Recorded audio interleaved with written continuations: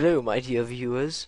This is Flex in a brand new installment to the tutorial series, which consists of no tutorials currently. I'm going to be teaching you guys how to process a form using jQuery, Ajax, and PHP. It'll consist of making the form and using the JavaScript to process and display results. So basically what we've created here, or what I've created here just to show you what we're going to be making, is a simple calculator. It uses, here's the code for it. It uses the jQuery and the Ajax to process. We're going to do this by doing, say, 5 and 5. It'll add them and result. If we reload, we'll do, I don't know, that and that. And we get that. So now we can see how it works, but now we're going to learn how to do it ourselves. So I'm going to start with a blank page. I'm going to create the base HTML template by by creating the head tags, head, body. Alright, now that we've created that, we're going to go in our head tags and we're going to reference the jQuery script by getting the link off of the hosted CDN, which can be found by going to jQuery.com, yeah, that.com. We're going to go to download CDN hosted jQuery. Click on this, copy the link over. I'm going to cut it over here and paste it into the SRC. Next, what we're going to do is we're going to create our script tags that we're going to use for the inline scripting. So we're going to do text/JavaScript and then close off the script tag. Alright, next what we're going to do is create our form. The form is it's just going to be like a wrapper basically. So just form and an ID of form. I'll do calc and then close off form. And then we're going to create an input.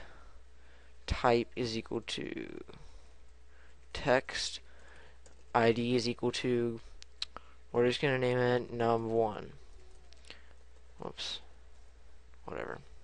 I'm going to create a new input. Type is equal to text. ID is equal to num2. So now as you can see, we're progressing quite swiftly. And then we need an input. Type is equal, god damn it. Type is equal to submit. ID, and we're going to just name this, it actually doesn't need an ID. So yeah, how about that? I'm going to label these number 1. I'm going to do a line break here, actually. Break here.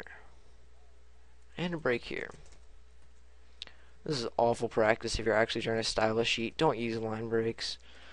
And then number 2, like so. Now I'm pretty sure we have a fantastic form.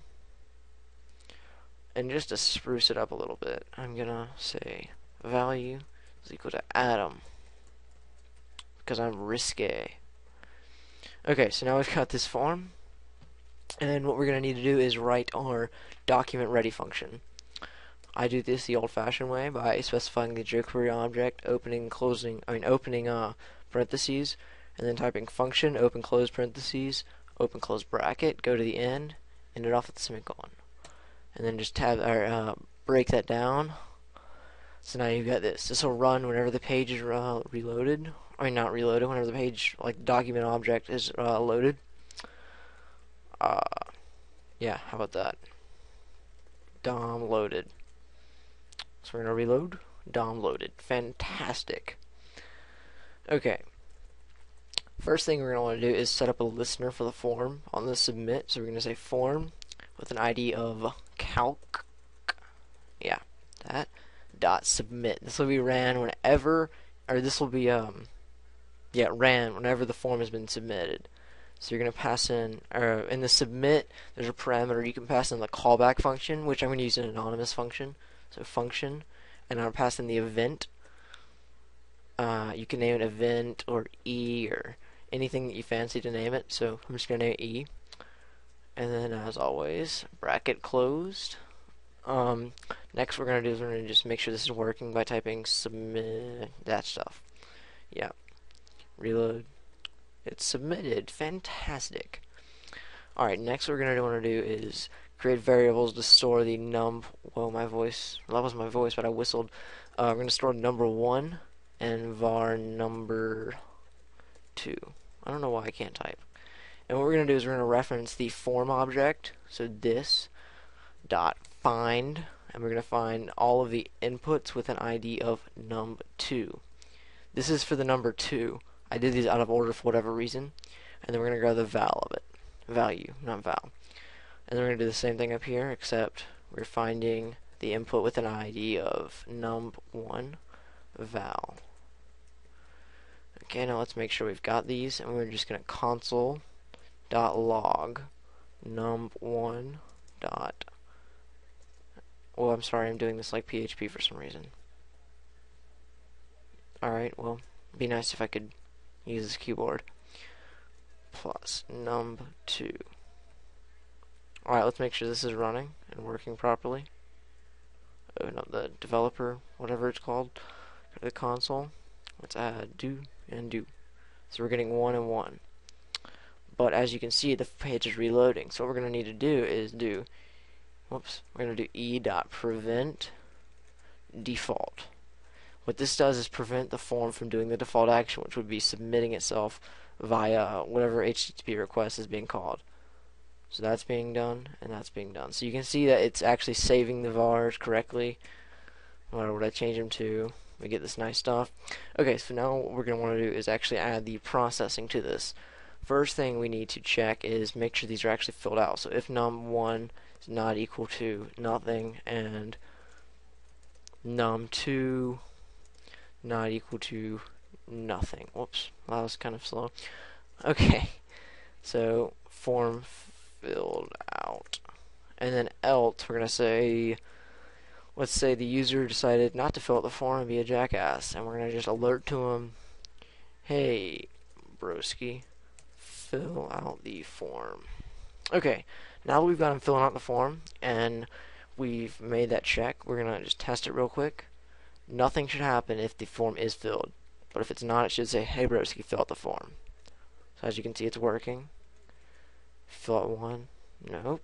Fill out 2, shouldn't do nothing. Alright, there, we are successfully progressing like pros.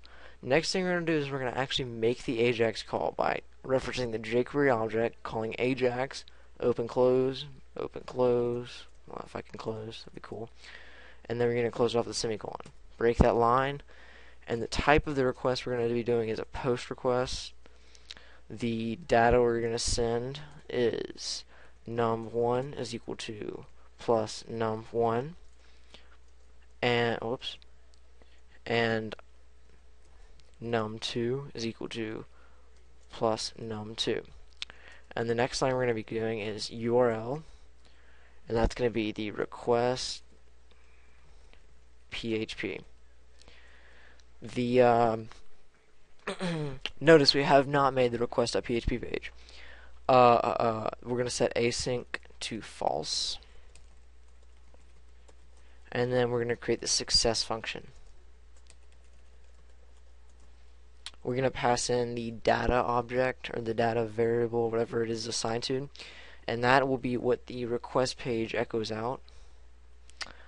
Okay, so now that we've done this, we are going to create the request page.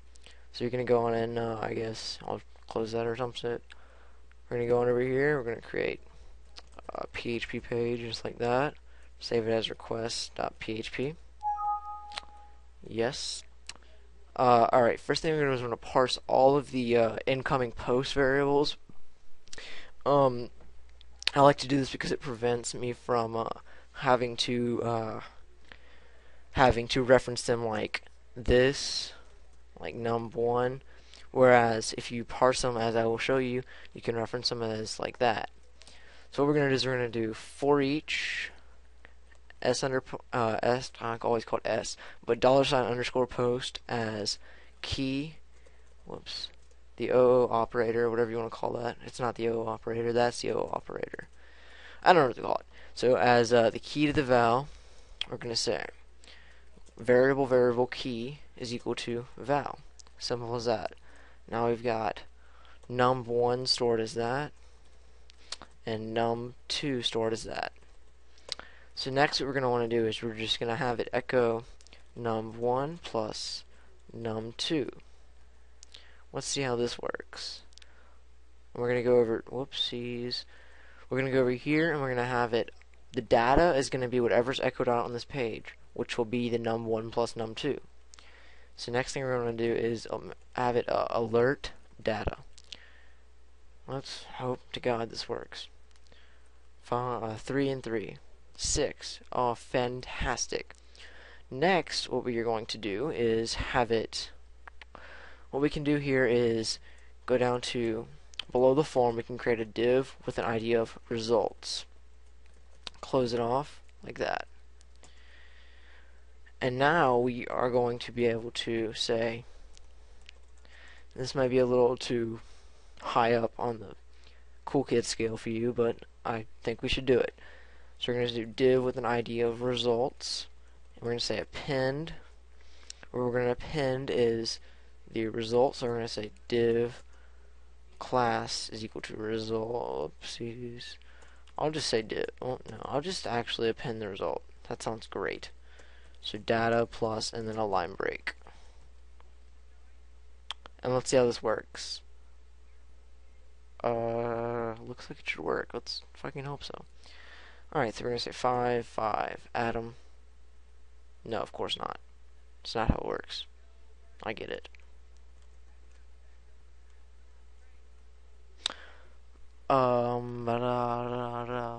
Give me a moment. I'm gonna pause the video. Alright guys, I figured out what I was doing. Apparently, I used an ID with this rather than a class. So we're just going to change that to ID. And we're going to append the data and then a line break. So we're just going to say 5, 5, Adam. We get 10.